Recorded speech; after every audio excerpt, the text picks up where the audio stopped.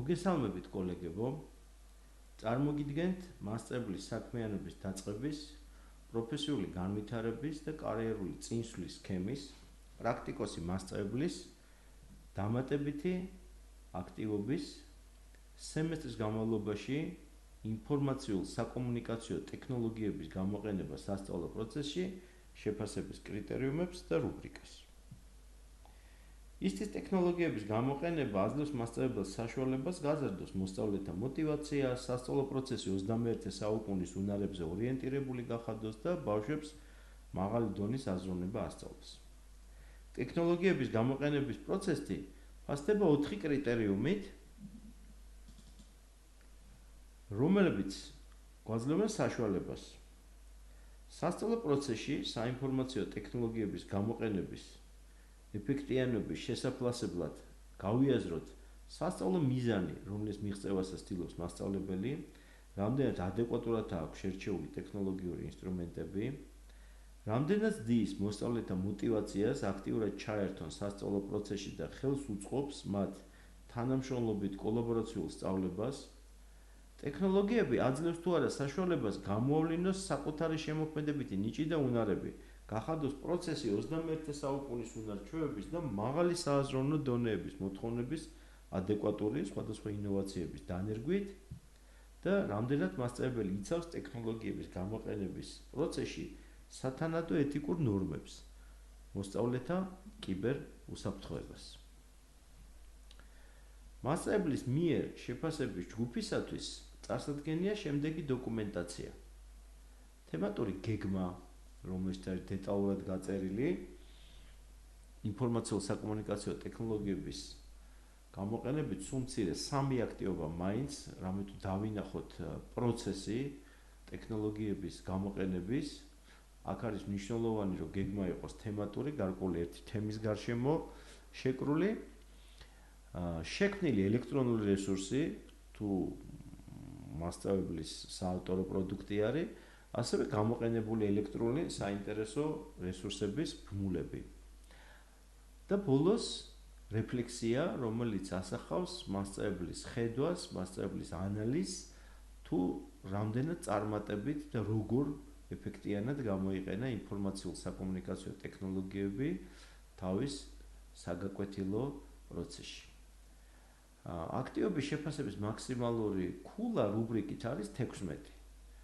წარმატებით შეფასებისათვის ქულათა ჯამური რაოდენობის 60% ან მეტი უნდა მოიპოვოს, ანუ მინიმუმ 10 ქულა და აქტივობაში მინიჭებული კრედიტების რაოდენობა არის 0.5 კრედიტი.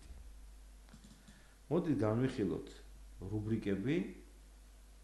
კერძოდ, პირველი კრიტერიუმი ისტის გამოყენების მიზანი. თქვენ ხედავთ, რომ ინდიკატორი ესე აღწევს პროცესს, ყველა საუკეთესო ინდიკატორი სხვა ფერით არის შეფერადებული, მისი ფონი მასწავლებლის მიერ ტექნოლოგიების გამოყენება სრულად უზრუნველყოფს დასახულ სასწავლო მიზნების მიღწევას, რომლებიც გამომდინარეობს ესეგეს საგნობრივი პროგრამის შესაბამის შედეგებიდან და ინდიკატორებიდან. წარმოვიდგინოთ, რომ აი ამ კრიტერიუმის მისაღწევად მასწავლებელს მიზნად ჰქონდა დასახული დისკუსიის მოწყობა აქტუალური პრობლემის გარშემო, რომელიც საპროგრამო ლიტერატურულ ნაწარმოებში იყო ასახული და მას ჰქონდა თქვა შერჩეული აი ესეთი საგნის სტანდარტი, მოსწავლეს შეუძლია მონაწილეობის მიღება საკლასო და სასკოლო დისკუსიებში. ამ შემთხვევაში ჩვენ ვცდილობთ წარმოგიდგინოთ ნიმუში როგორ შეიძლება შეფასების ჯგუფმა და როგორ უნდა სწორედ გამოიყენოს აი ეს შეფასების რუბრიკა.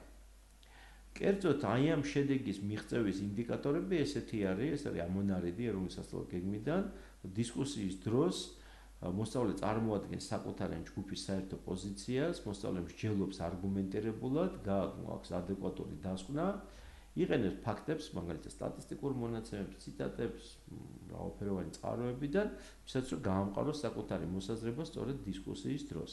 აი, როდესაც მასწავლებელს მიზნად აქვს აი ამ ტიპის სასწავლო პროცესის განხორციელება, თუ მასწავლებელი ვიარაუდებთ, რომ გააკეთოს ესე იგი დაეხმაროს მოსწავლეებს გამოიყენონ ინტერნეტი პრობლემების შესახებ ინფორმაციის და პოზიციის გასამტკიცებული არგუმენტების მოძიებაში. მიაწოდებს მათ ბმულებს, სასარგებლო და დაცული ვებგვერდების, დაეხმარება, რომ ძიების პროცესი იყოს მიზანმიმართული.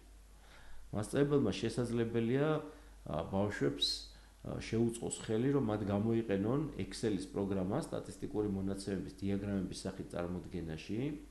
ბავშვებმა ასევე მასწავლებლის ფასილიტაციით შესაძლებელია PowerPoint-ის პროგრამით წარმოადგინონ საკუთარი პოზიცია დისკუსიისათვის და ზოგადად მასწავლებელმა შეიძლება ხელი შეუწყოს და უბიძგოს მოსწავლეებს, რომ სოციალური ქსელის დახმარებით ითანამშრომლონ, სანამდე ისინი მუშაობენ სწორედ აი ამ თავარი აქტივობის მომზადებაზე და აი ესეთი სასწავლო პროცესი ცალსახად აკმაყოფილებს პირველი კრიტერიუმის მეოთხე დონის ინდიკატორს და ის რა თქმა უნდა იმსახურებს შეფასებას 4 ქულით.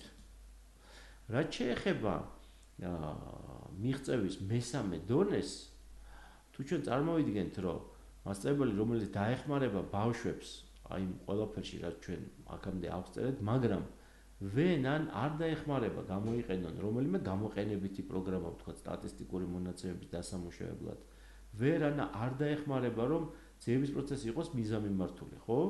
მაშინ აი ამ ტიპის სასწავლო პროცესი აღიწერება სწორედ მესამე დონის ინდიკატორით, კერძოდ მასწავლებლის მიერ ტექნოლოგიების გამოყენება ხელს უწყობს დასახული სასწავლო მიზნის მიღწევას, პასუხობს ეროვნული სასწავლო გეგმის საგნობრივი პროგრამის შესაბამის შედეგებს და ინდიკატორების უმრავლესობას, მაგრამ თუ ჩვენ შევადარებთ მას მეოთხე დონის ინდიკატორს, სადაც საკვანძო სიტყვები არის, რომ სრულად უზრუნველყოფს მიღწევას, გამომდინარეობს თითქმის ყველა მიზნიდან, რომელიც დასახული ქონდათ შედეგებიდან და ინდიკატორებიდან, მაშინ დავინახავთ, რომ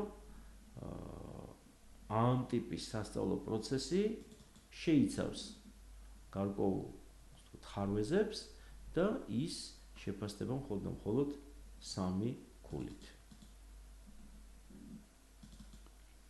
რაც შეეხება უფრო დაბალი დონის მიღწევის ინდიკატორს, მასწავლებელი, რომელიც დაეხმარება ბავშვებს, მაგრამ არ გამოიყენებს არანაირ პროგრამას, ჩვენ აღწერილ შემთხვევაში სტატისტიკური მონაცემების დასამუშავებლად, არ მიცემს გარკვეულ მიმართულებას ინტერნეტში ძიებისას, არამედ შემოიფარგლება ესეთი ფრაზით, როგორიც არის, მოიძიეთ ბავშვებო ინფორმაცია, რაც სამწუხაროდ პერიოდულად ხდება ჩვენ საგანმანათლებლო სივრცეში, ის დააკმაყოფილებს მხოლოდ პირველი კრიტერიუმის მეორე ინდიკატორს.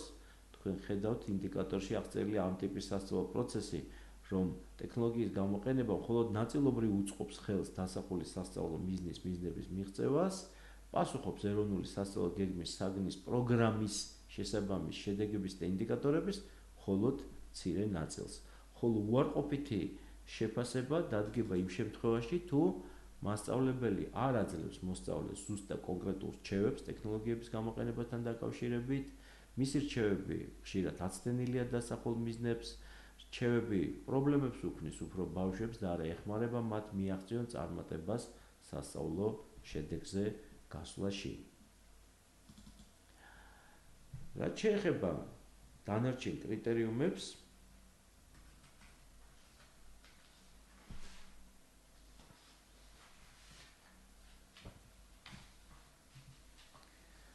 მეორე კრიტერიუმის შემთხვევაში სასწავლო პროცესის ინტერაქტიულობა, ეს კრიტერიუმი ითხოვს მოსწავლე აქტიურ კომუნიკაციას და ურთიერთობაში იყოს მასწავლებლის მიერ შერჩეულ სასწავლო პროგრამასთან ან მის მიერ შექმნილ ელექტრონულ რესურსთან. პროცესი უნდა იძლეოდეს საშუალებას მოსწავლემ დამოუკიდებლად ან თანაკლასელებთან ერთად მოახერხოს სასწავლო პრობლემების გადაჭრა, მის წინაშე დაყენებული ამოცანების დაძლევა და სხვა საინტერესო საქმიანობებში მონაწილეობა. შემდეგი კრიტერიუმი საინფორმაციო ტექნოლოგიების ინოვაციური და შემოქმედებითი გამოყენება არის. ამ კრიტერიუმის გამოყენების დროს მნიშვნელოვანია შეფასების ჯგუფების წევრები შეთანხმდნენ თუ რას გულისხმობენ ინოვაციურობასა და შემოქმედებითობაში. კრიტერიუმის მიღწევის დონის მესამე და მეოთხე ინდიკატორებში ჩვენ ვკითხულობთ, რომ საინფორმაციო ტექნოლოგიები არის ინფორმაციის კვლევის, ორგანიზების, შეფასების და კომუნიკაციის საშუალება. აი სწორედ ამ მიმართულებით, მაგალითად, მეოთხე დონის შესაბამისად ჩაითვლება მასწავლებლის ის ქმედებები და აქტივობები, რომელიც სკოლის პრაქტიკაში, მის სასწავლო პრაქტიკაში არის პირველად გამოყენებული. ამ დროს მასწავლებელი ინფორმაციულ-საკომუნიკაციო ტექნოლოგიების გამოყენების სრულიად ახალ ფორმებს, ახალ პროგრამებს თუ მიდგომებს გვიჩვენებს, რაც იმედია მომავალში მისი კოლეგებისათვის სამოდელოც კი გახდება. ამ ტიპის ინოვაციები განსაკუთრებით ეფექტიანად მოქმედებს მოსწავლეებში სწავლის მოტივაციის გაზრდაზე. მოსწავლეები ახალ გამჭოლ კომპეტენციებს იძენენ სწორედ საინფორმაციო ტექნოლოგიების გამოყენებაში. ტექნოლოგიური ინოვაციების გამოყენება პირდაპირ მიუთითებს მასწავლებლის მაღალ კომპეტენციაზე შესაძლებელი მიმართულებით. ხაზი უნდა გაუსვათ, რომ მიღწევის მეოთხე დონეში ჩვენ უნდა დავინახოთ როგორც ინოვაციურობა, ასევე შემოქმედებითობა შესაძლებელი მასწავლებლის მიერ. რაც შეეხება მიღწევის მესამე დონეს, სადაც საკვანძო სიტყვა არის შემოქმედებითობა, შემოქმედებითი სასწავლო პროცესი საკვანძო მაჩვენებელია თუ რამდენად ახარხებს მასწავლებელი აამუშავოს მოსწავლეები ისეთი მაღალი დონის სააზროვნო უნარების განვითარებაზე, როგორიც არის სინთეზი და შეფასება. საინფორმაციო ტექნოლოგიებით მასწავლებელმა ხელი უნდა შეუწყოს ახალი უნიკალური სტრუქტურების შექმნა, სისტემების მოდელირებას, ახალი იდეების გენერირებას, ახალი მიდგომების ჩამოყალიბებას სასწავლო პროცესში ბავშვების მხრიდან. სასწავლო პროცესში შეფასების ჯგუფმა უნდა დაინახოს შესასწავლი თემის ფარგლებში გარკვეული მოდელების, კონცეფციების, ეფექტურობის შეფასება მისი შედეგიანობის თვალსაზრისით. უნდა დაინახოს კრიტიკული ანალიზი, სტრატეგიული ვარიანტების და გეგმების შეფასება, რისკების გათვლა ბავშვების მხრიდან სხვადასხვა საინტერესო აქტივობების განხორციელების დროს, როგორიც არის პრობლემებზე მუშაობა, როგორიც არის დისკუსიების მოწყობა აქტუალურ თემებზე და ასე შემდეგ. ბოლო კრიტერიუმი კიბერუსაფრთხოება და ისტის გამოყენების ეთიკა არის. კიბერუსაფრთხოების საკითხების შეფასებისას მოცემული კრიტერიუმის მეოთხე დონის ინდიკატორში ჩვენ ვკითხულობთ სასწავლო პროცესში ინფორმაციულ-საკომუნიკაციო ტექნოლოგიების გამოყენებისას სრულად არის დაცული სოციალური, ეთიკური და სამართლებრივი ნორმები.